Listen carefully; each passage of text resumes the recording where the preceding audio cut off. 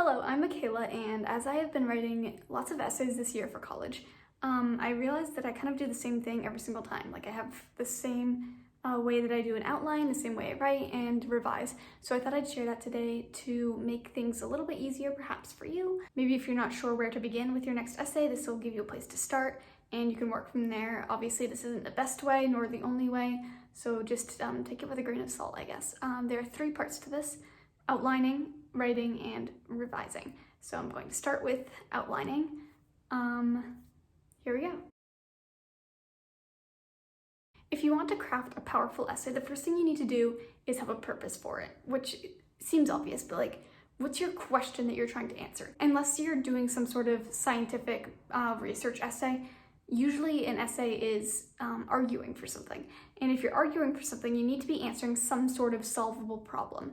So you need to identify what that question is. Even if you don't actually put the question into your essay, if you have the question in your own outline, you know what you're working towards that whole time and what you should be looking for evidence for. It's going to make it a lot more organized for you. So I would suggest your very first plan of action would be to come up with a good question that you can ask. And the thing about this question is it's going to be contestable. It can't be something like, is the sky blue? Because that's just a fact that people know. You also don't want it to be too absurd either, so you can't ask, is this sky potentially red? It's got to be something that is doubtable, but also believable. That's sort of an oxymoron, but you want to be able to convince your readers without them knowing exactly what the answer is at the very beginning of the essay. So once you've made this question, then you can move on to part 2, which is make your thesis or your claim based off of that question. So this is basically your answer to it. And the thing is your thesis can't just be the answer either. You've got to include the so what part to it. You've got to convey the importance of your answer within the question. I'm going to give an example of a so what that I did recently. So I wrote an essay on Hobbes' Leviathan. My claim was that Hobbes rationalizes that a commonwealth is assembled because of mutual fear. Yet he also maintains an absolutist view that rule cannot be efficient without fear of the sovereign. Though these two concepts are ostensibly contradictory, Hobbes is asserting a fundamental argument that order can only be provoked under the condition of fear. Again, I'm not saying it's perfect. I mean, I just wrote this. I haven't even gotten a grade back on it, so maybe he's going to give me a bad grade, and this is a terrible thesis. But I guess we'll find out. But anyway, assuming that this thesis is at least relatively okay, one thing I want to point out about it is it doesn't need to be one sentence. But that's not necessary. What's more important is conveying your point in your claim, and answering that question and also conveying the importance. So in mine, I'm basically telling why, like what he thinks of mutual fear. And then the very last part I include that his fundamental argument is order can only be provoked under the condition of fear.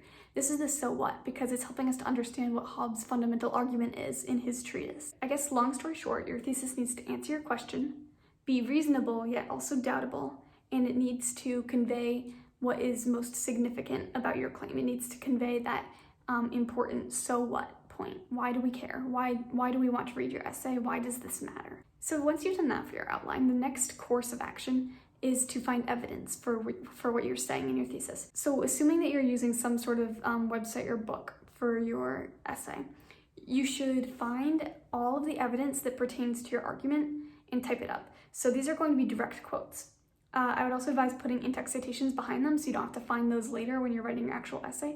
But for now, just find all of the evidence possible that could possibly pertain to your argument and put it all in one document. Then, once you've listed all of this, find reasoning based on that. So what I do is I sort my evidence into different pieces of reasoning. So like if one reason is Hobbes believes that there is natural war in society, then in all of my quotes that pertain to natural war, I'm going to sort and organize those based on that concept. So make sure that once you have all your quotes and evidence, you also have reasoning and inferences for those pieces of evidence. Finally, I would make like a skeleton outline that literally says like introduction, and then paste your thesis below that. Paragraph 1, natural state of war.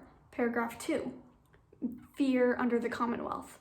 Paragraph 3, whatever it is that you're writing about. Just make sure you have that outline so as you're going through, you know what the next paragraph's going to be leading into, and so you can just make it flow more. Now for the actual writing process itself, I would spread it out because the thing about essays is they're very daunting. I think that's a reason that a lot of people end up staying up very late the night before it's due. So if you have several days to do it, write like a paragraph a day. And if you wake up each day knowing, oh, I only have to write a paragraph today, it's going to make it a whole lot easier to work on it. As you're writing, make sure each sentence that you put down connects back to your thesis.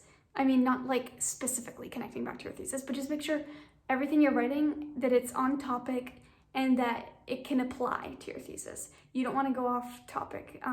Teachers, professors are going to dock points for that always. So just make sure that it's always relevant. When writing the actual first paragraph, you need to make sure that your hook fascinates you. If you read it and you're bored, then your readers are going to be bored. So whatever it is that you come up with, it's gotta be attention grabbing and it's gotta be eye-opening.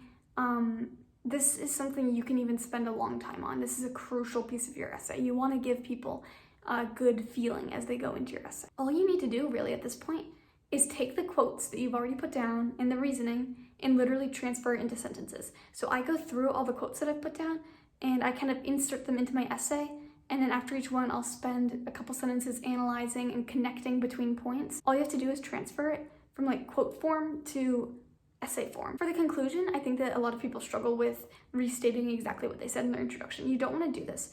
What I'd recommend is that you bring back the general idea of your introduction when you write your conclusion, but this time you're treating your claim not as hypothetical, possibly, but you're going to treat it as though you have proved it. This is going to be the major difference.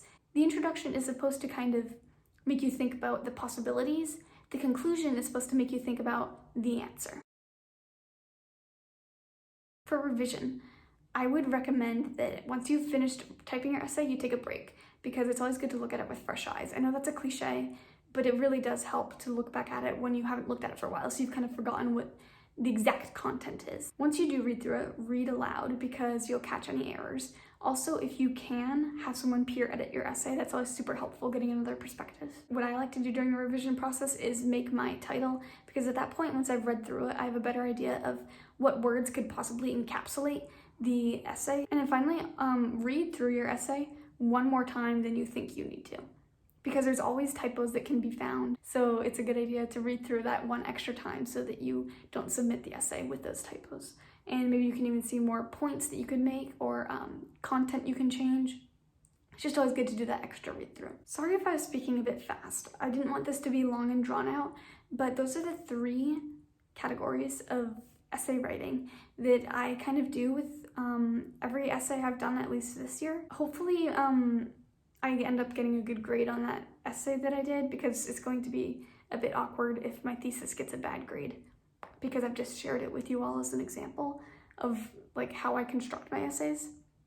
But anyway, I hope that this was helpful, and I hope that your next essay goes well. Thank you so much for watching, and have a great day.